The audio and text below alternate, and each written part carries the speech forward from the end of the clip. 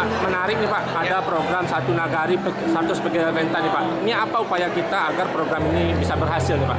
Ya, jadi memang pemerintah daerah itu kan punya kewajiban melindungi seluruh masyarakat.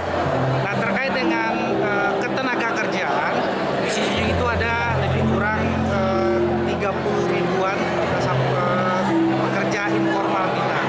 Nah, hari ini kita sudah bisa melindungi itu 12.000 lebih kurang. Tujuannya adalah ketika si tulang punggung ini bekerja dan terjadi kecelakaan kerja, itu tidak menimbulkan keluarga miskin baru atau membuat keluarga miskin baru. Bahkan keluarga miskin hari ini yang menjadi tulang punggung pun itu tidak lahir lagi keluarga miskin baru.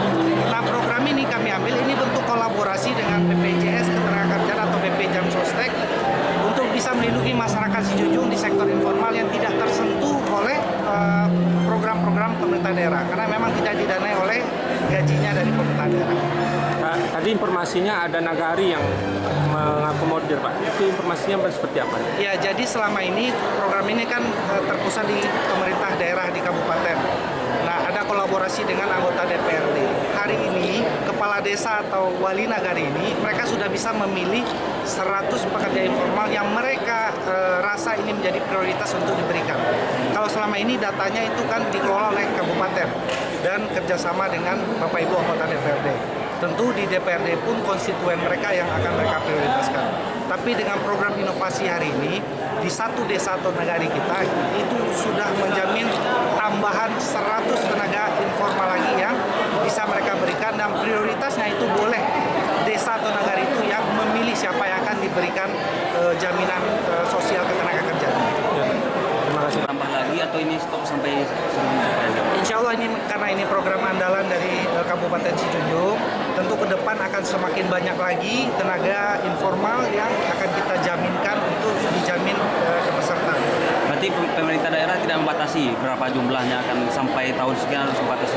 Batasnya itu tergantung kondisi kemampuan keuangan daerah. Nah, kita berharap memang batasnya itu adalah seluruh pekerja yang ada itu kita jamin dengan jaminan BPJS Ketenagakerjaan.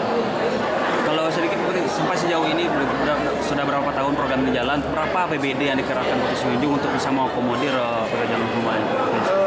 Hari ini program yang kita gagas di awal kepemimpinan kami dengan Pak Wakil Bupati.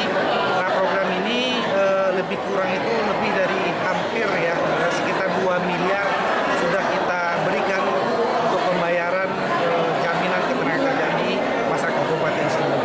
Nah, mudah-mudahan ke depan ini kita lihat situasi kemampuan keuangan daerah. Ketika ini kita sanggup menambah, kita akan tambah. Dan hari ini kita juga sudah bikin inovasi baru. Desa itu sudah menjamin dan dipastikan satu desa itu sudah ada tambahan 100 lagi tenaga informal yang dijaminkan di BPJS Jam Sostek. Feedback yang kita harapkan dari BPJS apa?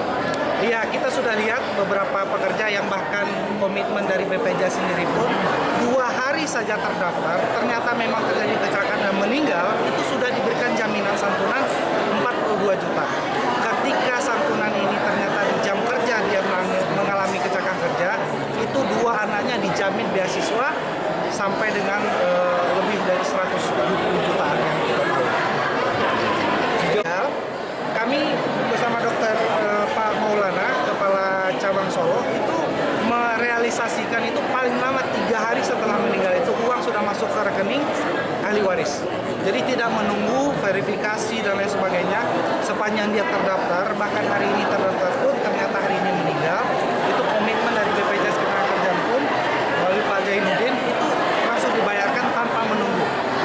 Jadi tidak harus menunggu 1 minggu verifikasi, berbeda mungkin dengan jaminan yang lain, tapi komitmen ini sudah kami rasakan 3 hari paling lama itu uang yang santunan 42 juta itu sudah masuk ke rekening ahli waris. Itu yang belum itu ini yang kita berikan kewenangan untuk desa atau nagari karena kita tidak tahu prioritas mana yang didahulukan oleh desa atau nagari. Hari ini program ini kita berikan kewenangan mutlak di desa atau nagari itu memilih siapa yang akan diprioritaskan untuk dijamin ketenagakerjaan. Pembayaran ke APBD? Tetap bukan APBD yang sudah kita berikan untuk desa atau nagari. Jadi ini kegiatan yang dana desa yang mereka alokasikan untuk jaminan. Izin Pak Bupati, berarti yang untuk namanya Pak? Iya, biasanya kecenderungan di desa atau nagari itu mereka akan rapatkan. Nah, seluruh unsur mereka akan pilih mana yang mereka prioritaskan. Terbuka berarti yang terbuka. Dan itu memang kewenangan, karena selama ini program ini kan kita yang memilih siapa yang akan kita berikan. Rata-rata itu ada imam, khatib, garim, ada petani, ada tukang ojek. Tapi hari ini belum tersabar merata di seluruh kabupaten. Tapi dengan program ini, hampir seluruh desa kita nanti akan menerima minimal itu 100 di satu desa. Ini Pak